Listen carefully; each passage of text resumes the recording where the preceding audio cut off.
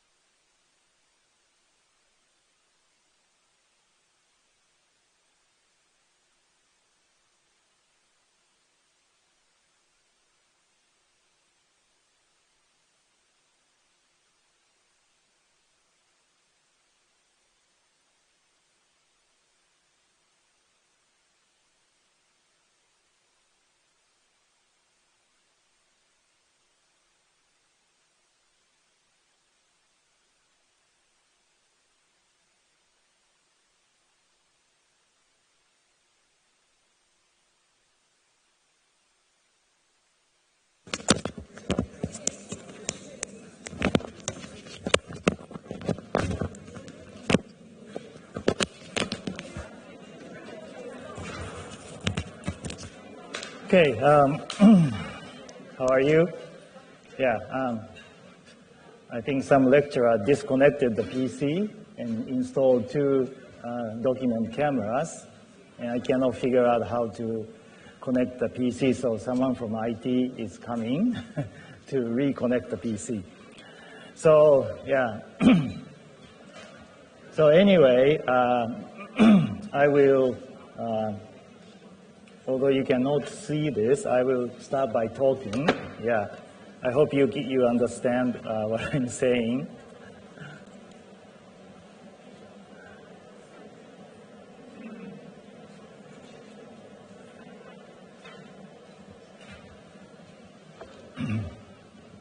So if you have your notebook, or you can open the slides, for week 1. Okay.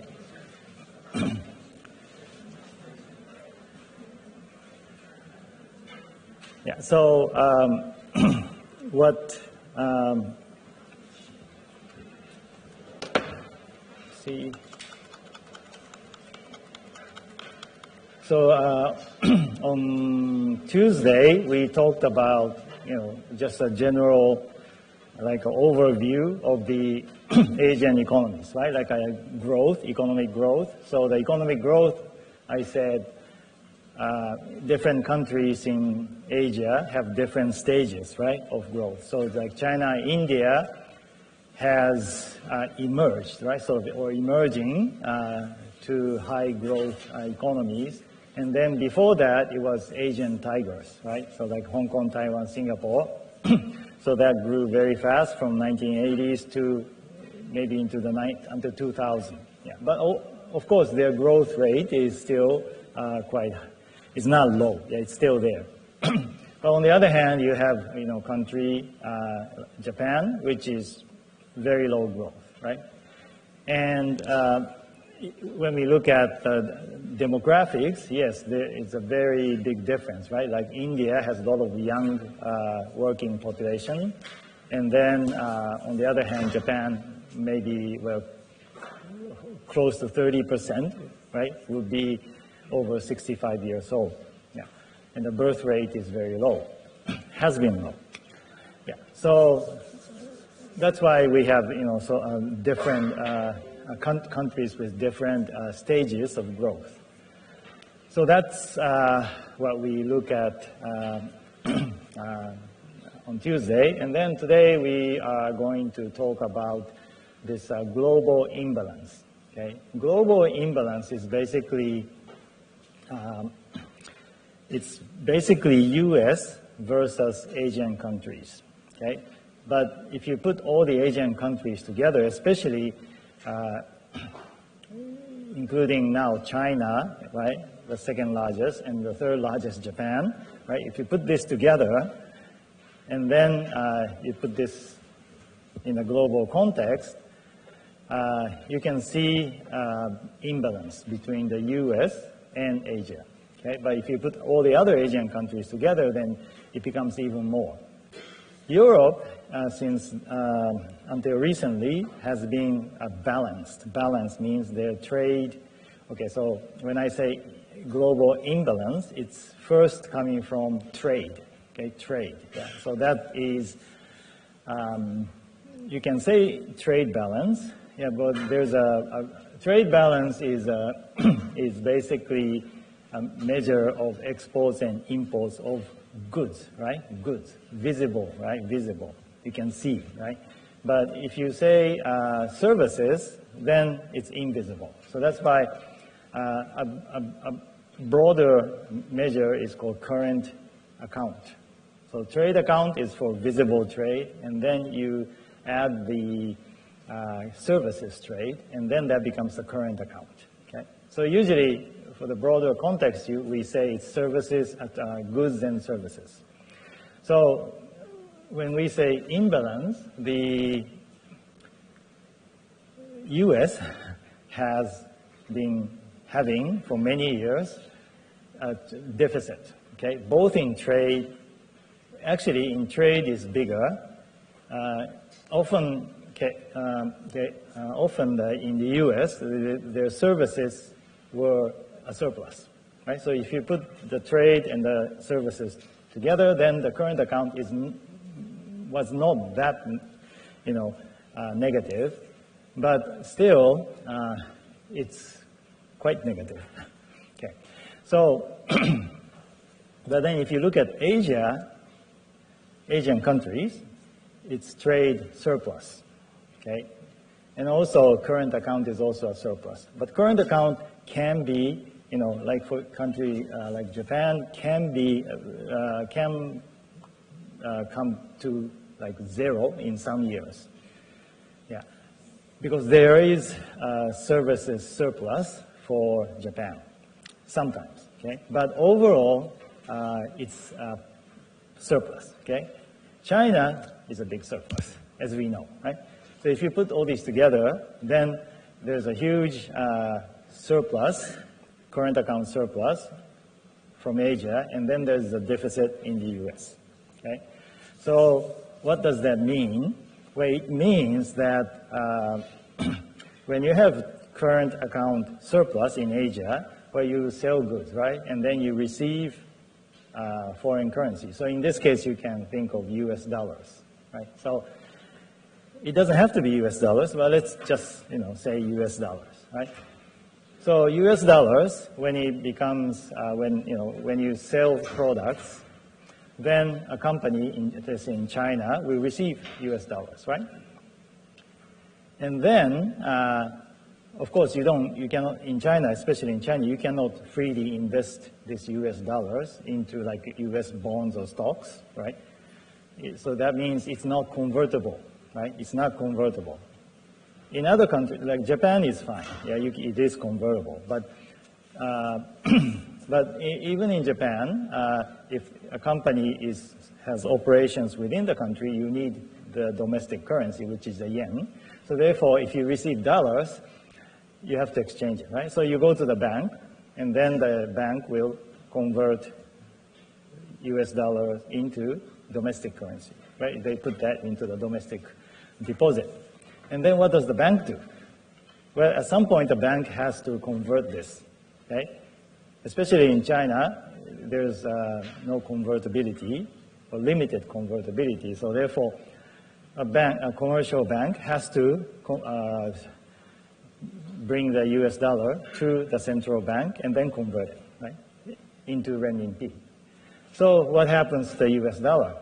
It mostly ends up in the central bank, especially for China, that's the case. And that's also true for Japan, yeah. But for the case of Japan, the capital market is liberalized, so therefore the private sector, like banks or investors, can freely trade foreign currency.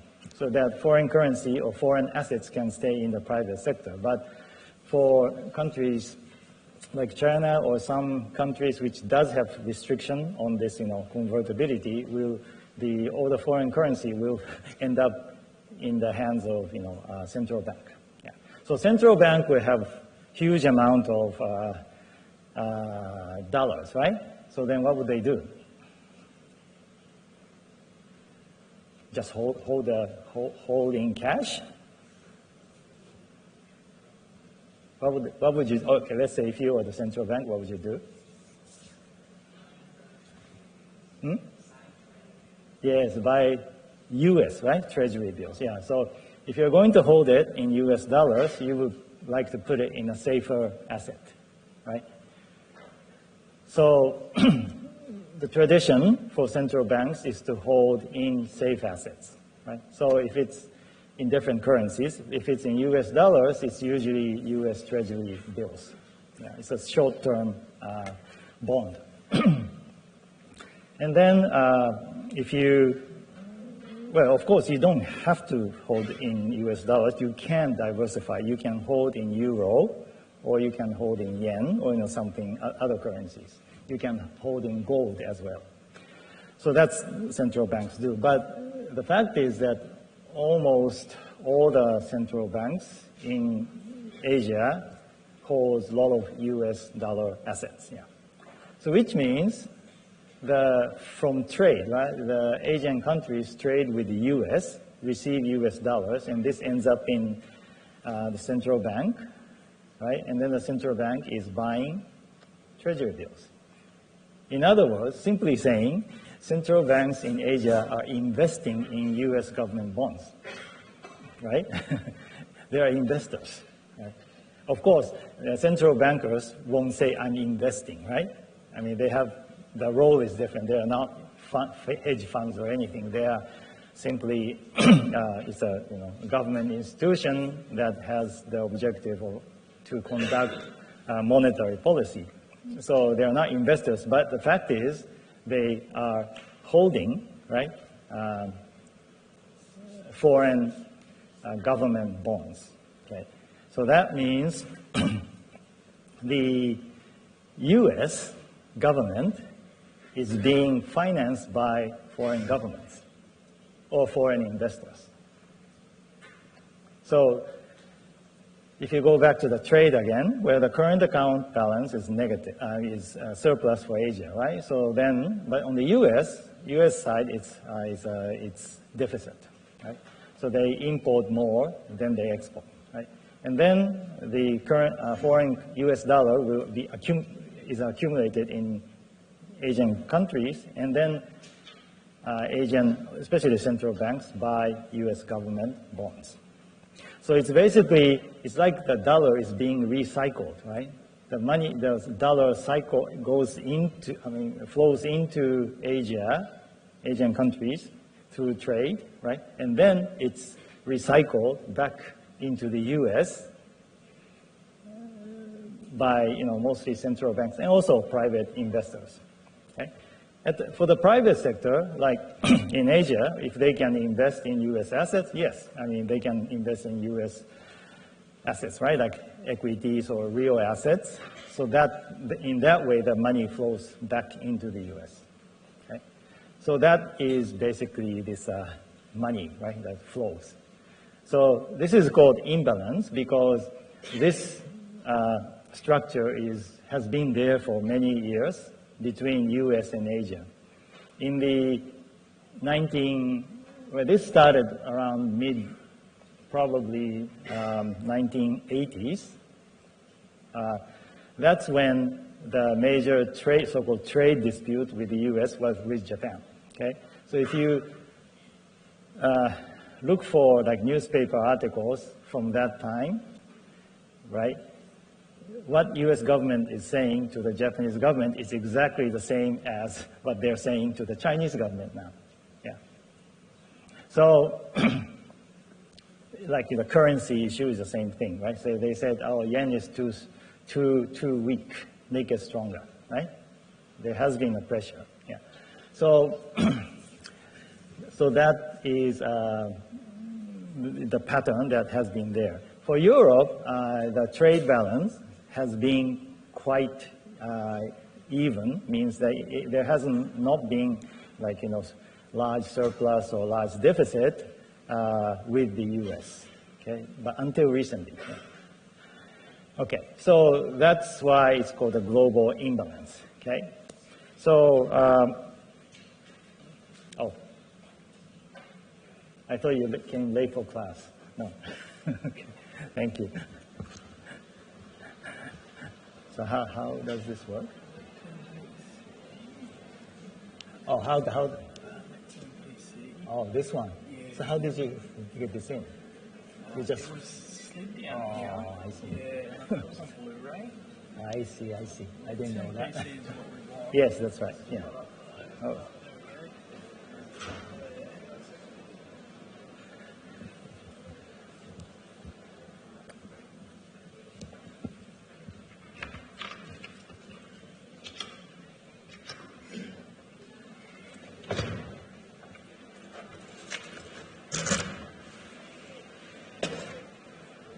Okay, anyway, so let me continue. Oh, okay, there it is. Yeah. Thank you. Yeah, it's on. Yeah.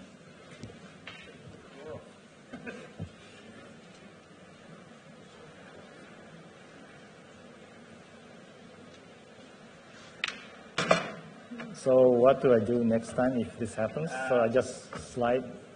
Now I know how to get this button out. Yeah, yeah. I'm not sure why that cut out. It does remove the door, so maybe it was just the cable. Oh, I see. I see. Okay.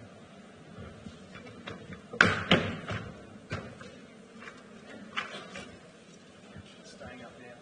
Okay, thank you very much. Yeah, let me just try. And also, this USB is not working. It's not connected to the PC, so I have to dig in deep. Yeah. That's an issue that we know about. Oh, okay. New PC. Uh-huh. Yeah, sort of. Yeah. Can I take this away? Yeah. Thank you very much.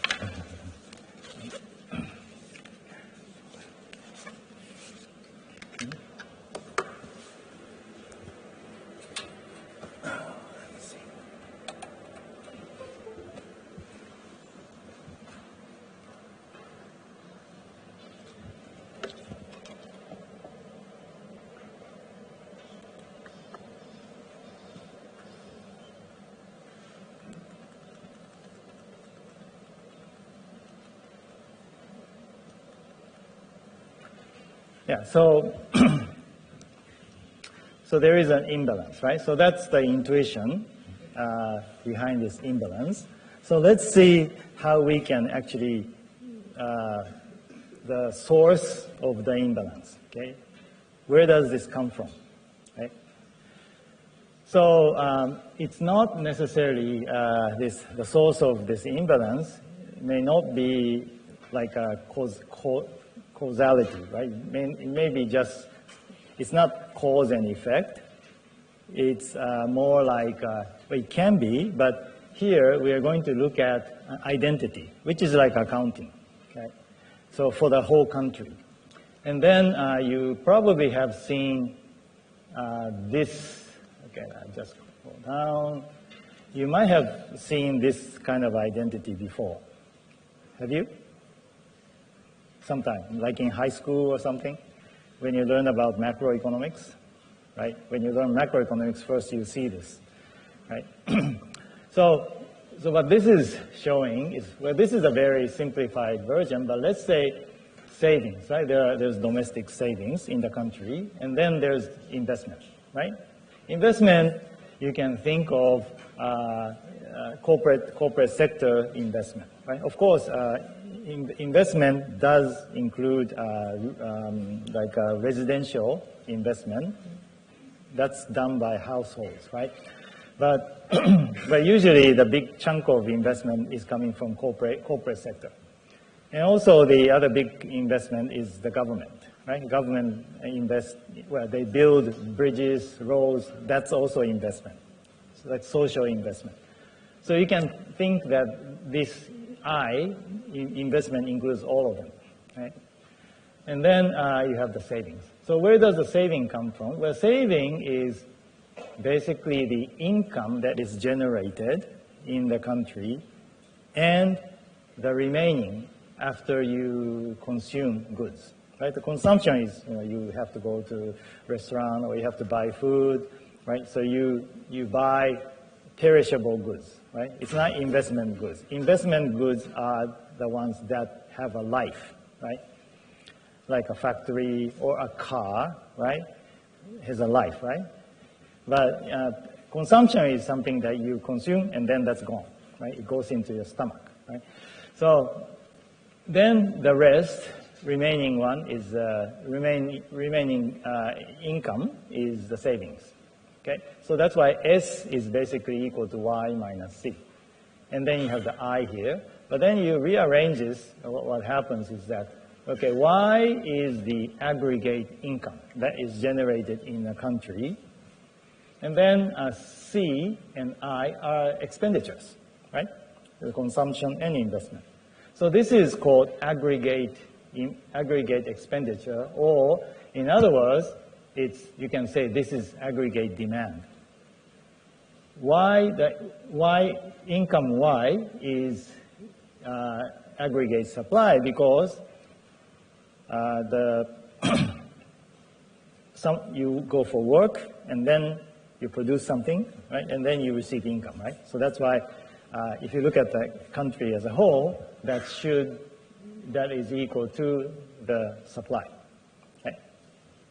So then what happens is that, well, okay, so this savings minus investment, this gap, or you can see the difference, is basically the difference between supply and demand. Okay, so that's basically what this identity means. Okay, so now look at this domestic supply and demand, right? If this is zero, the difference is zero, it means that all what's produced in the country is being, not consumed, but being bought, right, in that country, which means that nothing goes in or out of the country. Okay, so it's all demand and supply matches within the country. But if it doesn't, this is what happens, right? If the domestic supply is greater than demand, the country is producing more than what people buy in the country. So therefore, that part is exported, right? So it's basically it's a net domestic supply, but that is basically the savings over investment, which is coming from this. So you can see that the savings minus investment gap equals the current account balance. Right? So this is an identity. Okay, this is an identity. Yeah. Identity means these are, you know, if you play with these items, it is an identity. It will be like this. Yeah. It's not economics. It's accounting. Okay. So so that's why you can interpret, right? So the current account balance is basically equal to this, you know, well, it's basically supply is larger than demand. If demand is larger than supply, then you import more, right? So that's the case of the US. Case of Asia, this is surplus. Okay. Okay, but that also translates into this savings over investment. So there are more savings than investment in Asia. Okay. Okay, so this is the current account balance. I just updated this morning. Yeah. So, okay, so now this is the blue line is Japan. The gray line here is East Asia because the data of East Asia, the whole East Asia just starts in maybe around mid-90s. And obviously, this big difference, right, is coming from China, okay? And then this yellow, the yellow line is Europe. So it actually has been quite, you know, balanced. But recently, after the GFC, you can see a huge surplus. So this is somewhat, you know, a new. It's something new in the past 10 years. And this is the U.S. Okay, U.S. is the current account deficit, right? Here it's about it's balanced, but you can see this, right? Especially around this period, 2006-07. This is when the economy was booming, right? This is just before the GFC, which is 2007-2010, right? And the economy is booming. Usually when the economy is booming, people consume more, so therefore consume or invest more, so therefore the country tends to import more goods. And that's when China was exporting a lot, okay? And you can see these figures. This is in billions of dollars, but it's a huge amount. And this is when U.S. and Japan were having a trade dispute. Late 80s, mid 80s to, around mid 80s. So you can see the amount is tiny, right, compared to now. Yeah, but still, there was a big issue.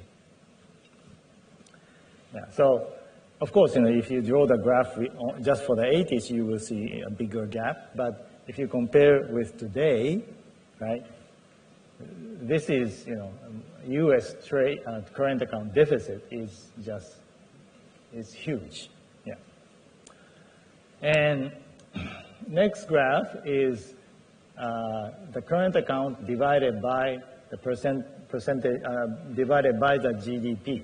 So compared to the size of the economy, how large the current account balance is.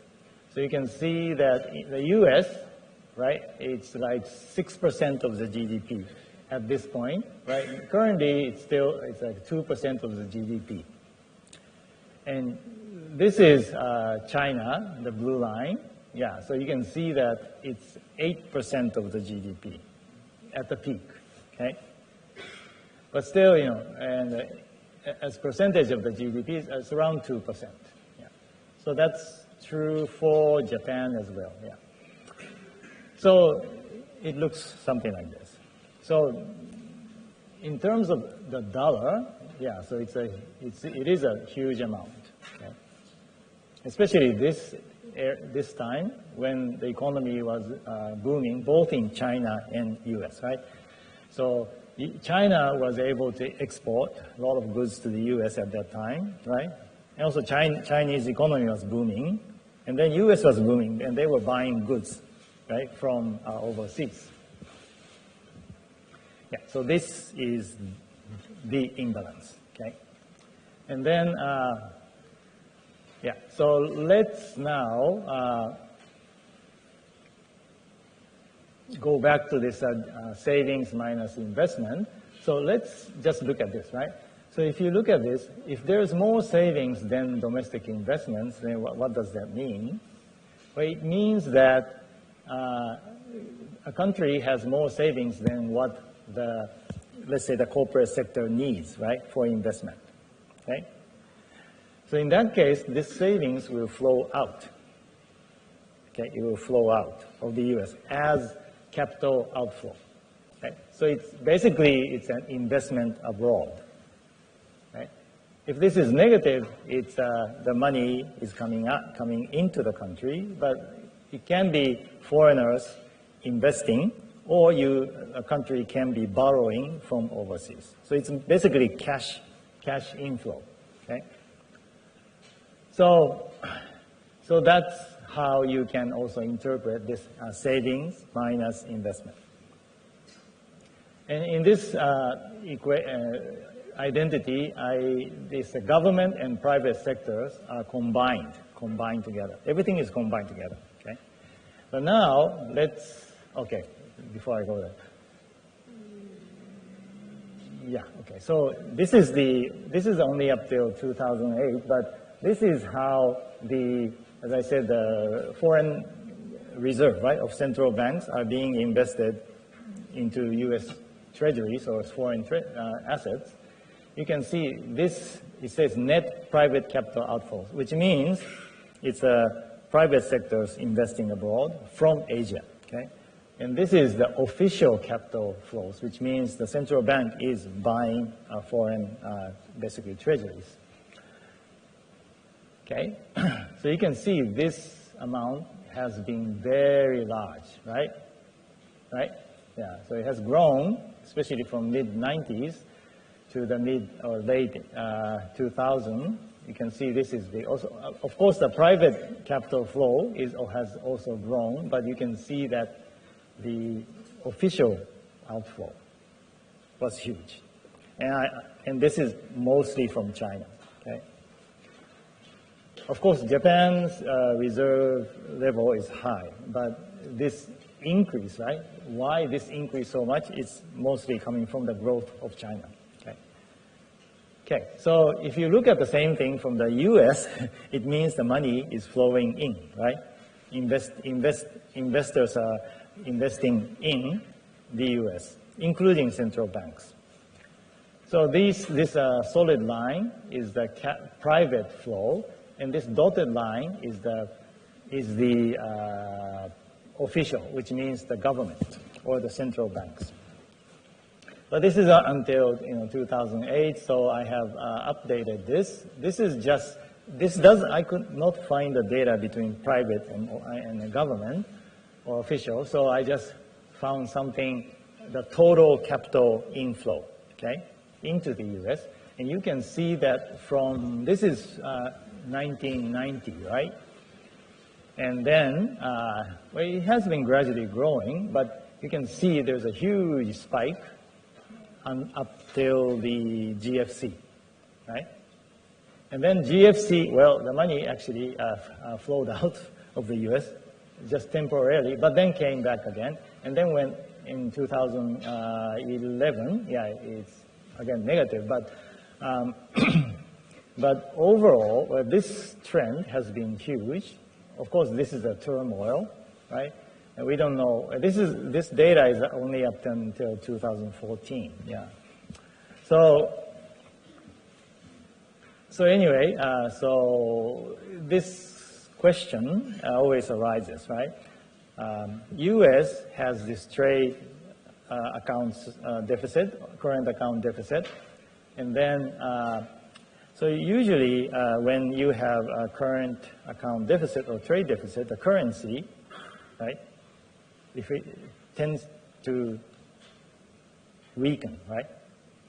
The US dollar, you might think, will become weaker because if you have to import more, if the US has to import more goods than they sell to a foreign country, then you need foreign currency, right? Effectively, you need foreign currency to buy from a foreign country, so you need to sell US dollars and buy foreign currency. So in that case, the US dollar should go down, right? So that's what you think, right?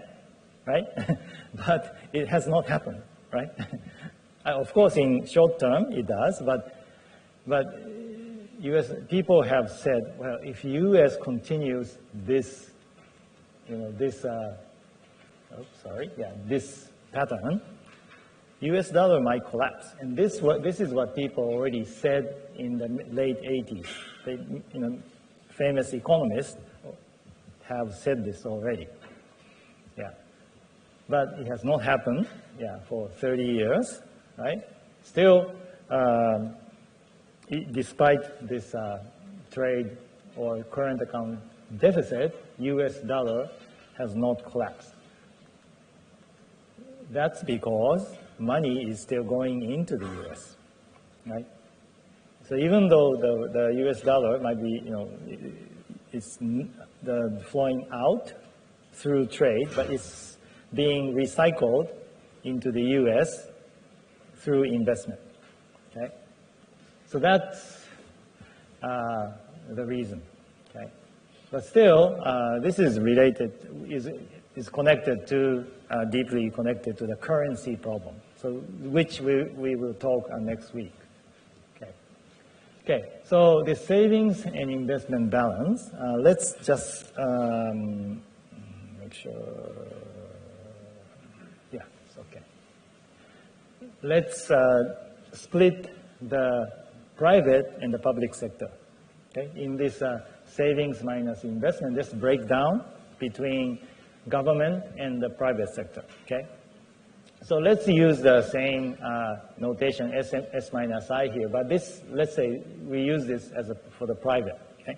For the government, savings minus investment looks something like this, okay? So it's basically government surplus, okay? Because government receives tax, right, from the people, and then they invest, right? So you can say that S minus I is basically a government surplus for the government sector. So this is, now you can see it's the government, right? Budget surplus or deficit, right? So if the tax is greater than the expenditure, then that's surplus, right? And if the tax is lower than the expenditure, then government is in deficit. And then what would the government do if this is deficit? Yeah, what do they have to do? Well, they cannot close, well, usually they don't close the government, okay? Like Trump did. But let's say, what would you do? Huh? Sorry?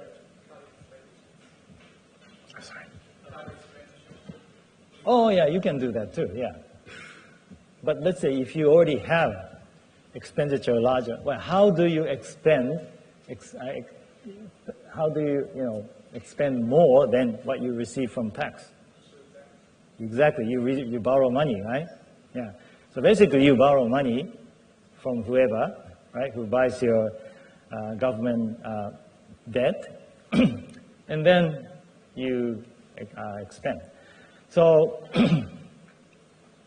and then what we saw is that foreigners are buying US government debt, okay? So that's the pattern. So if you look at this savings and investment, and you basically split this, break down into private and government, you can see pretty interesting things because this plus this is current account surplus, right? Yeah. So now you have current account surplus or deficit and the private sector savings, you can say savings balance, and the government budget balance. So this is, again, is accounting, so it's an identity. Okay, so you push one, then the other part has to adjust. Okay. And then this is where the argument of this global imbalance, or when people argue about this global imbalance, what's the source? What is the source? Okay. So by looking at this identity, you can see that U.S. has this so-called twin deficit. Twin deficit is current account deficit and government deficit, right? And then people ask, okay, why? Okay, the government deficit is fairly easy to explain because it depends on how the government determines the expenditure, right? And also the tax structure, right? Tax rate and all these things matter, right? But if you look at this, here, right? S minus I. If the S is low, then that will also contribute to current account deficit, right? So if you look at, in case of the U.S., current account is deficit, government budget is also a deficit, right? If the savings is smaller than investment, then current account is even bigger deficit. So that's why, and also the fact is in the US, the savings rate is known to be lower than other countries, okay? In Asia, Asian countries tend to have high savings rate, okay? So that may be one of the reasons why this identity here, right? This could be positive or maybe not that negative. And then this is surplus, right? And the government may not have such a big, deficit. Okay, so the government usually in Asia until maybe 2000, I think, has mostly maybe until mid-90s has been a balance or even surplus. But Japan went into like a recession after the real estate bubble crashed in the early 1990s. So therefore, the economy is growing slower, right? So therefore, the tax revenue has gone down a lot, okay? And then to finance the government expenditure, the government has borrowed, and also like a social security type of expenditure has increased, especially when the population becomes older, right? So that's why the government's expenditure has increased in Japan. So that's why, as a result, the Japanese government has a deficit, okay? And that is not shrinking.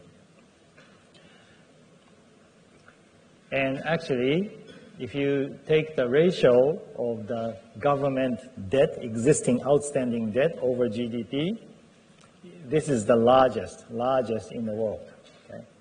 Highest in the world. It used to be 200%, but I think it's probably much higher now. Yeah. Okay. So now we look at this data. Okay, this is from Economist magazine. Okay, this is one from around this time last year. Okay, and I have another page which is the same time but this year, right?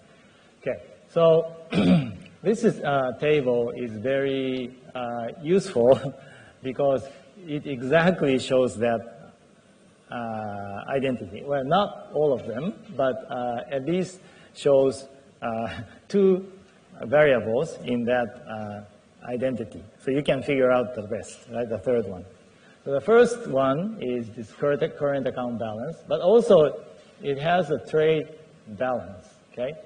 Here you have, this is the US, has the in dollars, right? So you can see that in the US, the trade balance is like minus $810 billion for 12 months from this December, I think it's from December 2018. Okay. And then, but if you look at the current account balance, it's 452 negative, right? Which means that the service balance is around 400, right? So for the US, the service is a surplus. So service is like if you have investment, if you're an investor from the US, then the US investors will receive like a dividends or interest payment, right? So that's included in the service because it's the usage of capital, okay? It's called, that's how people, think about this service. And also, if foreigners, like a tourist, travel in the US and use hotels and all these things, then that's also surplus for the US. If foreign vessels or ships use the ports, they have to pay the fee, right? And also the airports, the same thing. If the foreign airline comes to the airport, they have to pay a fee, right? So that's service revenue, yeah. So, and also the big one, the other major one is the licensing, right? License fees, or also patents, right? Patents. So if you have US has a lot of patents, so they will receive, if the foreign countries use their patents, then they receive the revenue from the patents. So those are included in the service trade. So, and then here you can see it's, as a percentage of GDP, it's about 2.4%. So that's probably correct, right? From what we saw right here. Yeah, right? So it's about 2%, right? Yeah. Okay. And then the thing here, you have the budget balance, so which is 3.5% negative of the GDP, right? So if you look at this minus 2.4 and minus 3.5 together, then you can figure out what's the remaining S minus I, right? So in this case, US, S minus I is positive or negative?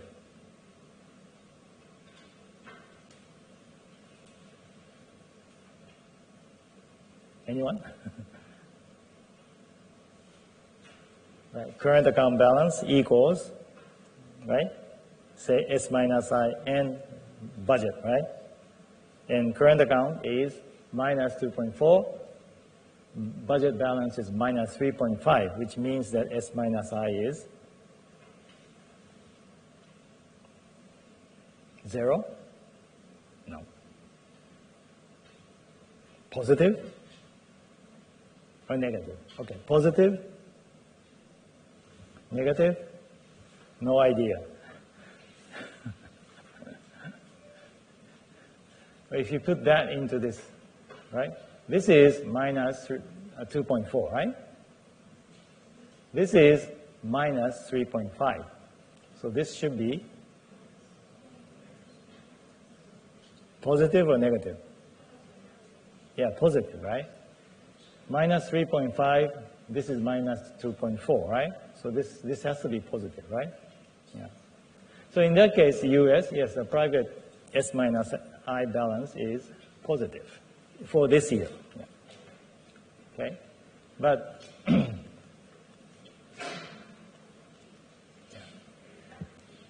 and now let's look at China, right? So China is, this is the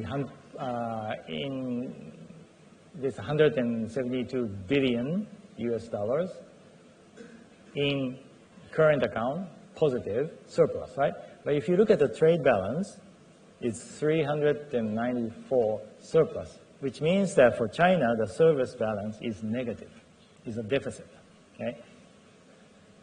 If you look at the budget balance, it's actually negative for between 2007 to 2017, I think, yeah, around 2017. It's not that small, right, compared to the GDP. If you look at Japan, yes, Japan, the trade balance is positive, but you can see the current account balance is much bigger, which means the service surplus is much bigger, right?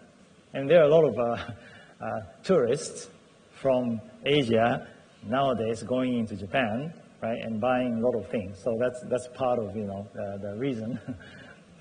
So and then the government deficit is around the same size as China compared to the GDP. Okay, so this is mostly 2017. Okay, now let's look. You can look at other countries as well. You can look if you look at this column. Okay, so let's look at this column for the current account balance. You can see which one is big. Well, Germany is huge, right? 7.99% of the GDP, right? And the other big one is Netherlands. Yeah, it's a relatively small country, but in terms of current account balance, yes, it's pretty big, right? Germany has been exporting goods quite fast. Now let's look at budget balance. Norway has a huge, relatively large surplus, 5.2. Okay, do you know why? Why Norway has such a healthy government? Can you guess?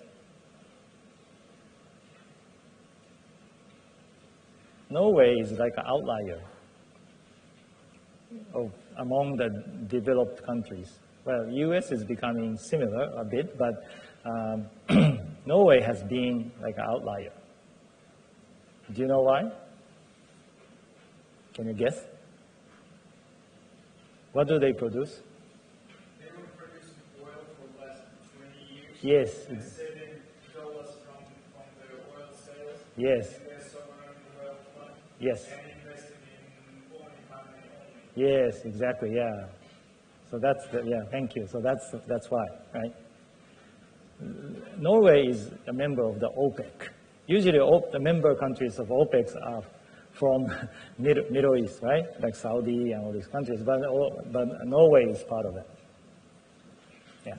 So that's why I say Norway is sort of a outlier. Okay. So this is 2018. Now go back. Oops, sorry. This is this year, U.S. The Economist has changed the format. This one is easier to see, right? Current account balance, 2.4% of the GDP, which is about the same. It's same. Budget balance increased a bit, yeah, since Trump, I guess. Yeah. So you can see, right? So this one's easier to see. If it's a deficit, it's red or pink, right? It's a surplus, it's blue. So I guess for Japan, yeah, at least the budget deficit has decreased in as a percentage of GDP. Yeah, so that's how it looks. Yeah, Norway, yeah, still like this, right? Norway is basically current account balance surplus, government budget surplus, right? So Okay, so that's basically how it looks like. And you can see just by looking at this size, right? Maybe this one's easier, but we also already saw that size. But if you add all the Asian countries together, then this trade deficit becomes pretty large. Okay?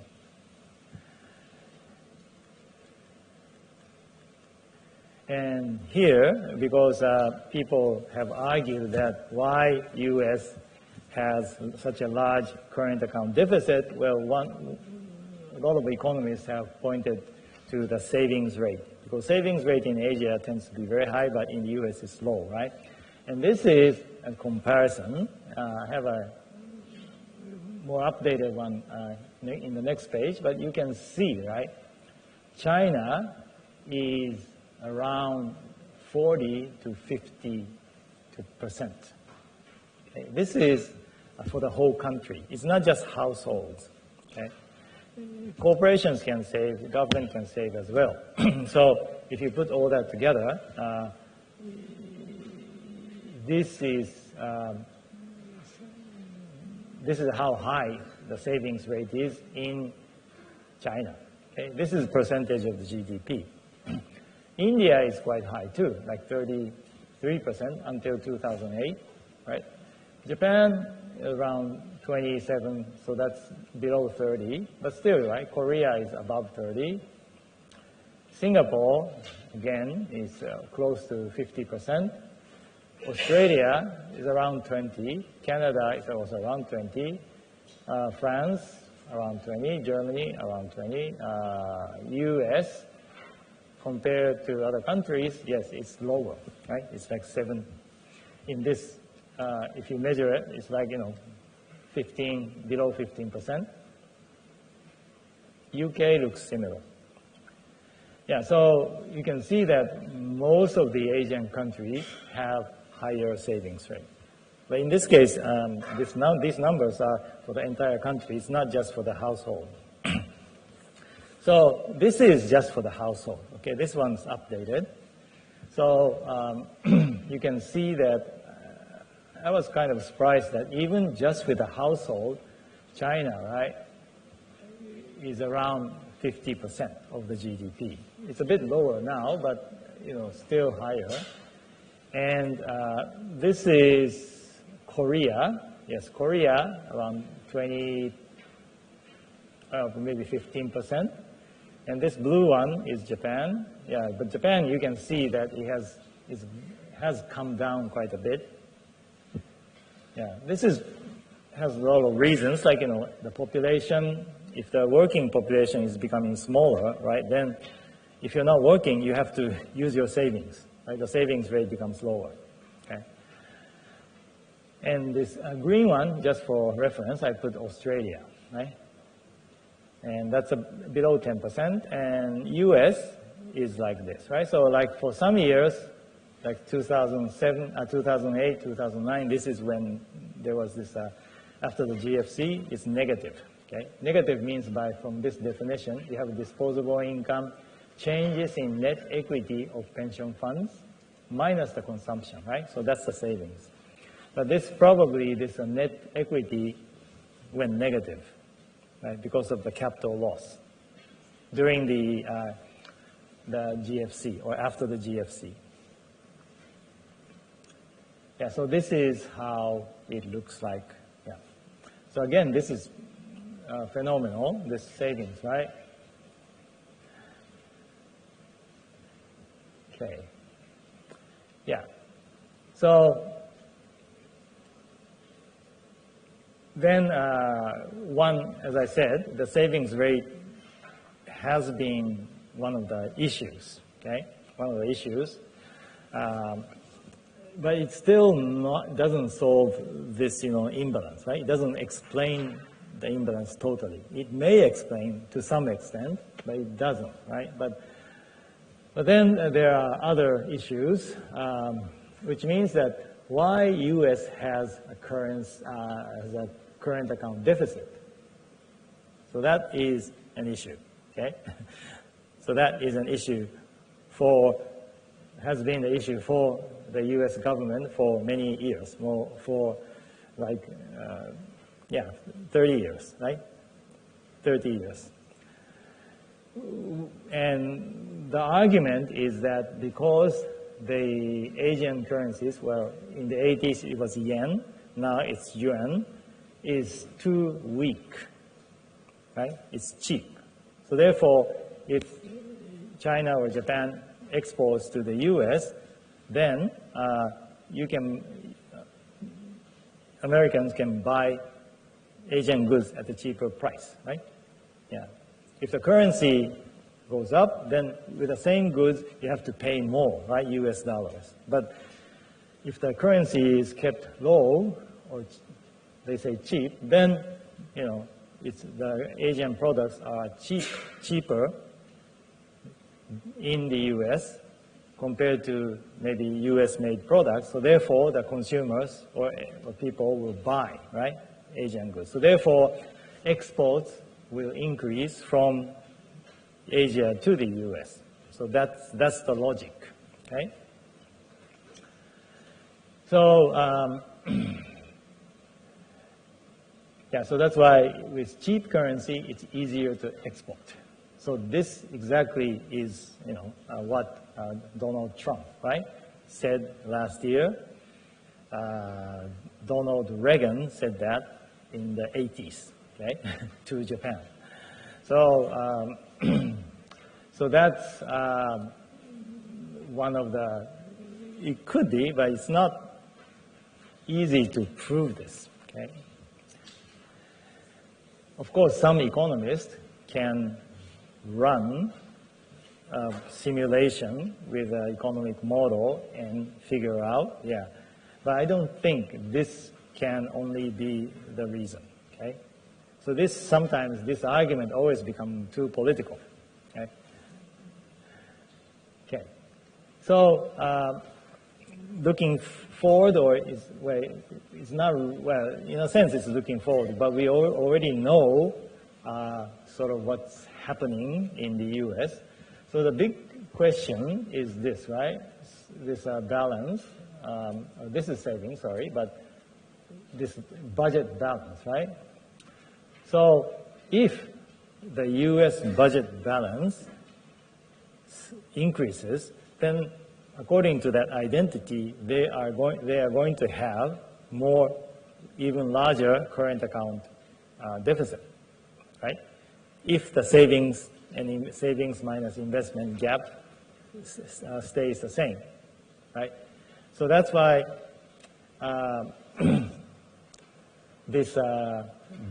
where is this budget going?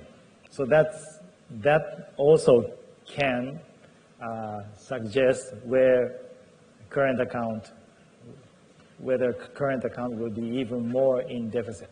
Okay? So that's why I put this news that I found last year when this Donald Trump's budget director mentioned something, and of course I haven't followed up about this person who is called Mick Mulvaney, because in the Trump administration people get fired, right? They rotate so fast, so it's very hard to keep track of who's in charge, except for the president, right? So anyway, so it's interesting what he said. This budget director said, well, he said, I will always be a deficit hawk, but the thing is, the Trump's deficit will be the largest relatively to the economy of any president in more than 50 years, okay? Except for Barack Obama, okay? So, but this is not what he said, sorry. Mick Mulvaney said he will be a deficit hawk, so he doesn't want a big deficit, right? But the thing is, J.P. Morgan says, well, maybe not. Could be the largest. Again, right? Limited resources, and U.S. had some sort of war on taxes, right? So which means that because the government is trying to, well, Trump said, okay, we'll lower the taxes, right, for some people, right? So that means the revenue will go down, right? But then at the same time, he wants to build, like wall, spend more. So it doesn't look like, even from this article, that this deficit will shrink. So if you, typically for US, when there is a Republican president, they tend to be more, what should I say? They tend to focus more on smaller government. So they tend, although they may, decrease the tax rate, but they also try to shrink the government. So that has traditionally been the case. For like Donald Reagan in the 80s was exactly like that, right? And then Bush basically followed suit. But when it becomes Democrats, they tend to be more like a Santa Claus, provide, redistribution of the taxes, such as, social welfare, Medicare, all these things. So therefore, the Democrats tend to have bigger deficits. But here, even with Trump, Trump is a Republican, but he might be a bit different. And then, but the other thing is here, right? Social Security, Medicare, Medicaid, all of these are becoming unavoidable. Because again, US is still, overall, is younger country, but still, the population is gradually aging. So, so that's why it's hard to cut these expenditures, which means that this identity, right? This probably is not easy to make it into a surplus, right? Or even shrink the deficit. Okay, yeah, so that's basically, I think that's probably what we see, for the U.S. So in the U.S., this is probably going to be still become, a deficit, right? We don't exactly know what will happen to the savings rate, but it has been, right, low, right, in generally. If the economy recovers, or if the business sector have more confidence, then what will happen is this corporate investment will increase, right? Then in that case, this will become negative, but then who's going to finance this investment? If the domestic savings are not going to finance it, then it will be coming from overseas, right? So basically, foreigners will be financing both the private sector and the government, right? So then that will translate into current account deficit. So that's basically the global imbalance. So it's not going away. Okay, it's not going away. It seems like it's even becoming bigger, right? If you look at this picture, right? Has become bigger. Yeah. Okay, let me see. Oh, what time should I stop? 5:30? Yeah, okay. All right. Okay, now I think I'm towards the end. Yeah, so that's basically about the global imbalance. So next week, we'll talk about the currency, which is tightly linked to this, okay? And also, the focus will be on the Chinese yuan, okay? Okay, thank you very much. I'll see you next week.